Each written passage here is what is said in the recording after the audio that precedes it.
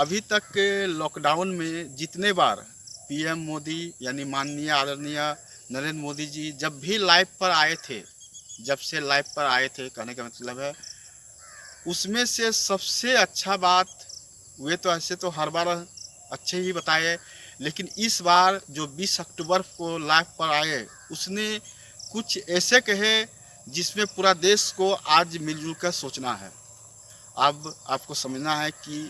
इस बार 20 अक्टूबर को आखिर पीएम मोदी ने ऐसा क्या कहा। तो उसने साफ कहे कि भाई लॉकडाउन भले फेल हो गया है, या कहे तो आप ख़त्म मान लिए हो, क्योंकि अधिकांश देखिएगा जब आप बाज़ार जाते हैं या फिर गांव में रहते हैं या फिर इधर उधर घूमने जाते हैं तो आज अब देखने को मिलेगा कि बहुत लोग मास्क नहीं लगाता है, ना ही रुमाल बांधता, ना ही गमछा बांधता है, और ऐसा महसूस करता है जैसे आपका जो है कोरोना ख़त्म हो गई। यही बात पीएम मोदी जी पूरा देशवासी को कह रहे थे कि आज लॉकडाउन भले फेल हो गया हो, लेकिन कोरोना ख़त्म नहीं हुआ है। आज हालांकि मरने वालों की रिकवरी रेट जो है पहले की अपेक्षा अब कम हो गया है, लेकिन एकदम ख़त्म नहीं हुई है। इसलिए पीएम मोदी जी ने कहा कि जब तक दवाई नहीं निकलेगी तब तक कोई ढिलाई नहीं होना चाहिए। कहने का मतलब है जब तक दवा नहीं बनेगी तब तक ढिलाई नहीं होना चाहिए। और साथ में पीएम मोदी जी ने बहुत अच्छे संत महात्मा जिनका नाम कबीर साहब है, उनका एक दोहा भी सुनाया है, जिसका अर्थ होता है कि यदि आप अपने खेत में फसल लगाए हो और यदि वह फसल पक गया है तो आप उस समय खुशी मत मनाइए कि वह फसल का आप जो है पूरा हकदार बन ही गए हैं, यानी पूरा फसल आपका हो गया। ये तब समझना है जब आप खेत का फसल काट करके अपने घरों में घुसा दोगे यानी लाओगे, तभी आप खुशी मनाइएगा। इसलिए मोदी जी कह रहे थे इसी प्रकार से जब तक कोरोना का दवा नहीं निकल जाती है तब तक आप लॉकडाउन में उसी तरह से रहिए जिस प्रकार से पहले रहते थे। कहने का मतलब है कि रुमाल बांधिए या मास्क बांध के रहिए, और बाहर से जब भी आते हैं तो हाथ को साबुन से धोइए और 2 गज के दूरी पर जरूर रहिए। साथ में पीएम मोदी जी ने रामचरितमानस का भी एक उदाहरण दिए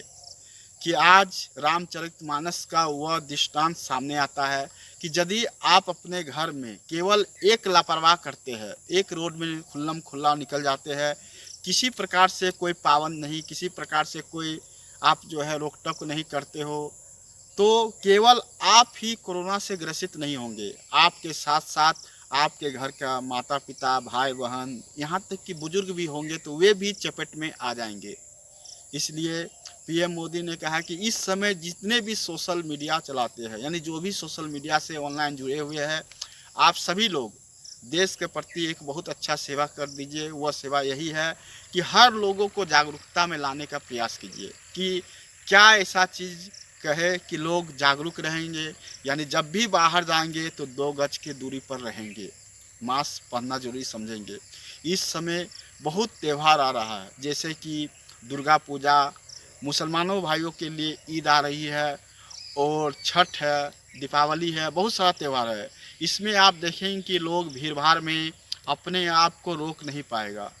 तो समझना यहाँ पर है कि वह त्यौहार आप मनाइए, मनाना